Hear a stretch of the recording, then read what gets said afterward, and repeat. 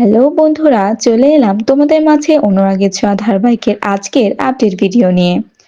ভিডিওটি দেখার আগে আমাদের চ্যানেলটি সাবস্ক্রাইব করে আমাদের পাশেই থাকবেন। চলুন শুরু করি আজকের পর্ব।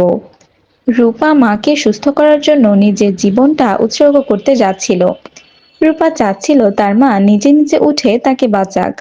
দীপা কি বাঁচাতে পারবে তার হারিয়ে যাওয়া মেয়ে রূপাকে, নাকি মেয়েকে এত বছর পরে পেয়েও আবার হারিয়ে ফেলবে? মাকে হুইল চেয়ারে বসিয়ে রূপা নদীর ধারে যায় আর মাকে বলে, আমি তোমার রূপা। হ্যাঁ মা, আমিই তোমার মেয়ে। তুমি ওঠো মা, আমার কাছে এসো। তুমি যদি না ওঠো তাহলে আমাকে তুমি আর পাবে না, নয়তো অন্য এক জায়গায় তোমার সাথে দেখা হবে। তোমার আগে আমি চলে যাব সেখানে। দীপা চোখ খুলে দেখে তার মেয়ে তাকে বাঁচানোর জন্য ডাকছে, তার কাছে যাওয়ার জন্য বলছে। দীপা হাত বাড়িয়ে রূপাকে ডাকার চেষ্টা করছে, কিন্তু সে তো হুইলচেয়ার থেকে উঠতে পারছিল না। আর রূপা তার সবটুকু আশা ভরসা নিয়ে মাকে সুস্থ করার জন্য এই ভয়ঙ্কর কাজটা করতে যাচ্ছে। আর রূপা মাকে বলছে, এসো মা, তুমি ওঠো, একবার এসো মা, প্লিজ। দীপাকে হুইলচেয়ার থেকে উঠানোর জন্য রূপা অনেক চেষ্টা করছিল। বলছিল, মা তোমাকে আজকে পারতেই হবে, নয়তো তুমি আমাকে হারিয়ে ফেলবে আবারও। দীপা অনেক চেষ্টা করে হুইলচেয়ার থেকে ওঠার জন্য আর রূপা রূপা বলে চিৎকার করছিল। আর রূপা বলছিল, তুমি পারবে মা, ওঠো। দীপা দাঁড়ানোর চেষ্টা করতে হুইলচেয়ার থেকে পড়ে যায়।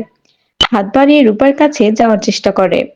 রূপা বলে, মা আমাকে বাঁচানোর জন্য আমার হাত তোমাকে ছাড়তে হয়েছিল, কিন্তু আমার হাত আজকে তোমাকে ধরতে হবে, না হলে রূপা ভেসে যাবে। তারপর রূপা নদীর দিকে যেতে শুরু করে। আর দীপা বলে, না রূপা, ওইদিকে যাস না রূপা। দীপা অনেক চেষ্টা করে ওঠার জন্য। রূপা কোনো কথা না শুনে নদীর মাঝখানে চলে যায়। আর দীপা বারবার রূপাকে বারণ করে, যাস না মা, আমি চলে এসেছি। রূপা নদীর মাঝখানে গিয়ে অনেক চিৎকার করে আর বলে, আমাকে বাঁচাও মা, আমাকে বাঁচাও। দীপা কান্না করতে করতে নিজের পায়ে ভর দিয়ে দাঁড়ানোর চেষ্টা করে। আর এইদিকে সূর্য গাড়ি নিয়ে আসছিল, আর আরিয়ান বাইক নিয়ে যাচ্ছিল। আরিয়ান সূর্যকে বলে ওরা হাইওয়ে নদীর ধারে গিয়েছে। তারপর তারা সবাই সেখানে চলে আসে। নদীর স্রোত বেশি হওয়ায় রূপা ভেসে যাচ্ছিল। তারপর দীপা খুব চেষ্টার পরে নিজের পায়ে দাঁড়িয়ে মেয়েকে বাঁচানোর জন্য নদীতে লাফ মারে। দীপা রূপাকে বাঁচানোর চেষ্টা করছিল, বলছিল, মা আমি চলে এসেছি, তুই ভয় পাস না। আর রূপা বলছিল, আমাকে বাঁচাও। কিন্তু এত চেষ্টার পরেও দীপা রূপাকে নিয়ে আসতে পারছিল না। সেখানে সাক্ষ্য, সূর্য, চারু, সোনা সবাই চলে আসে।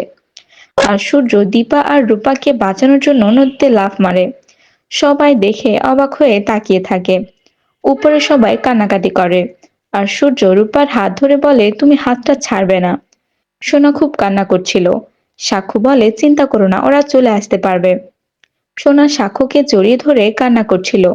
তারপর সূর্য দীপা আর রূপাকে নিয়ে উপরে আসার চেষ্টা করে। রূপা সেখানে অজ্ঞান হয়ে যায় অনেকক্ষণ পানিতে থাকার কারণে। সূর্য রূপাকে নিয়ে উপরে উঠে আসে। আর দীপা আর সূর্য মিলে রূপাকে জ্ঞান ফেরানোর চেষ্টা করে। তারপর রূপার পেট থেকে পানি বের হয়ে যায় আর জ্ঞান ফিরে আসে। দীপা বারবার ওকে রূপা বলে ডাকছিল জড়িয়ে ধরে। আর সূর্য তা শুনে বলে, দীপা তুমি ওকে কি বলে ডাকলে? তুমি ওকে রূপা বলে ডাকলে কেন?